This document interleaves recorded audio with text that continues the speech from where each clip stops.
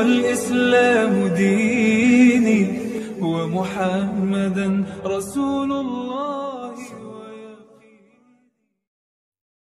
Ibu yang dirahmati oleh Allah Subhanahu wa taala, ayo kita introspeksi diri kita.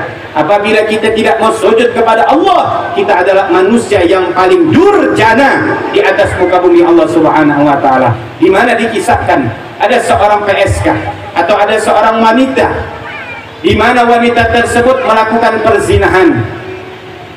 Kemudian dari hasil zina tersebut dia hamil dan melahirkan seorang anak dari perbuatan zina. Ketika bayi tersebut lahir, tidak tanggung-tanggung dan ragu-ragu wanita tersebut segera membunuhnya. Setelah melakukan zina, hamil, kemudian anak lahir, dibunuh oleh wanita tersebut. Maka suatu ketika dia datang ke Nabi Allah Musa alaihissalam. Dia berkata kepada Nabi Allah Musa, wahai Nabi Allah Musa, tolong mintakan kepada Allah ampunan.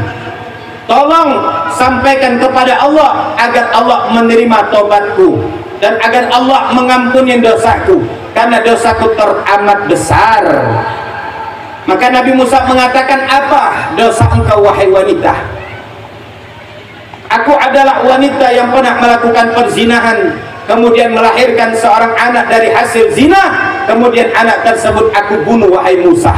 Oleh karenanya aku mohon kepada engkau agar Allah Subhanahu wa taala mengijabah doaku, agar Allah mengampuni dosa dan menerima tobatku.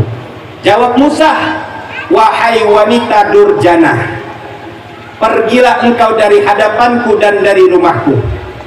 Aku khawatir murka Allah turun dari langit, api membakar kita karena kesialan engkau wahai wanita.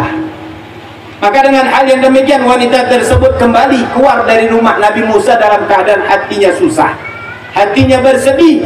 Tiba-tiba turun malaikat Jibril ke rumah Nabi Allah Musa dan menegur Musa, Musa, kenapa engkau tolak hambaku yang ingin taubat? Wahai Musa, Allah menyampaikan salam kepada engkau. Kenapa engkau menolak hambaku yang ingin taubat? Apakah engkau yang menerima taubat dan menolak taubat wahai Musa? Maka Nabi Allah Musa baru sontak sadar, iya wahai Jibril, benar Allah yang menerima dan menolak taubat tersebut. Dan Allah sampaikan kepada engkau wahai Musa, ada manusia yang lebih durjana dan bejat daripada wanita tersebut. Apa wahai Jibril? Siapa wahai Jibril? Maka Jibril mengatakan, manusia yang paling bejat dan durjana adalah manusia yang sudah maksiat dan tidak mau sujud di hadapan Allah Subhanahu.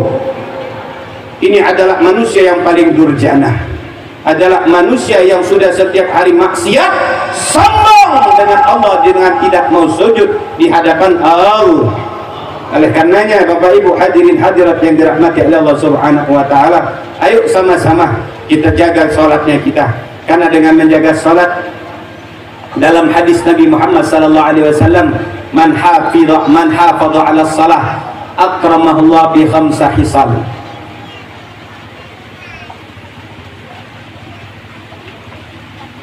Yurfa anhu dikul aisi wa adabul qabr, wa yu'tihillahu kitabahu biyaminih, wa yamurru 'ala sirat kal barak, wa yadkhulul jannah bi ghairi hisab.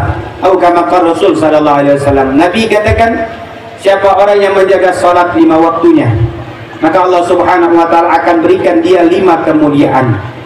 Apa yang pertama?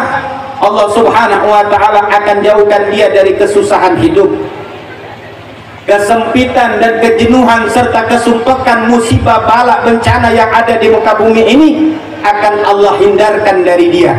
Andai pun dia mendapatkan ujian dan cobaan datang dari Allah, maka ujian dan cobaan tersebut segera hilang dari dirinya. Kenapa? Karena dia menjaga sholat 5 waktu. Maka dari hal yang demikian, kalau seandainya kita sudah tidak sholat, tidak mau sholat, pantas hidupnya kita murad marid, pantas rumah tangganya kita tidak sakinah mawaddah warahmah. Kenapa? Karena kita tidak mendepankan yang namanya perintah sholat. Bagi orang yang ingin rumahnya tentram, damai, aman, ekonominya lancar, nah ini hadis Nabi katakan akan Allah Subhanahu wa taala jauhkan dia dari kesusahan hidup, dari kesempitan, hidup akan Allah jauhkan dirinya. Yang kedua apa? Allah subhanahu wa ta'ala akan jauhkan dia dari siksa kubur. Orang yang selamat di dalam kubur tidak akan mendapatkan siksa kubur, dan bahkan dapat menjawab pertanyaan malaikat mungkar wa nakir hanyalah orang yang menjaga salat. Hanya orang yang menjaga salat yang akan selamat dari siksa kubur dan dapat menjawab pertanyaan malaikat mungkar wa nakir. Kenapa? Semua pertanyaan malaikat mungkar wa nakir tersebut ada di dalam salat.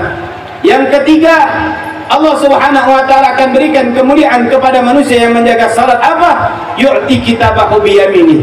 Allah akan berikan catatan amal ibadahnya dengan tangan kanannya.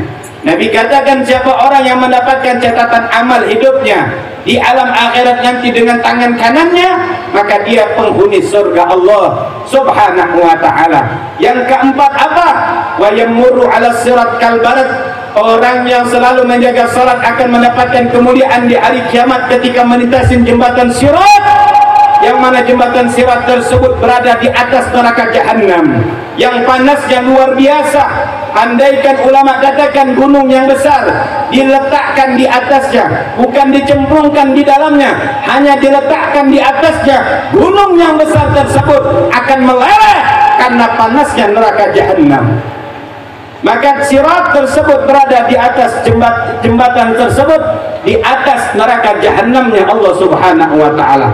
Namun bagi orang yang salat, menjaga salat, maka Allah akan berikan kemuliaan baginya untuk melewati jembatan sirat tersebut laksana kilat yang menyambar, segera masuk ke dalam surga Allah subhanahu wa ta'ala. Allahu Rabbi wal Islamu dini wa Muhammadan Rasulullah.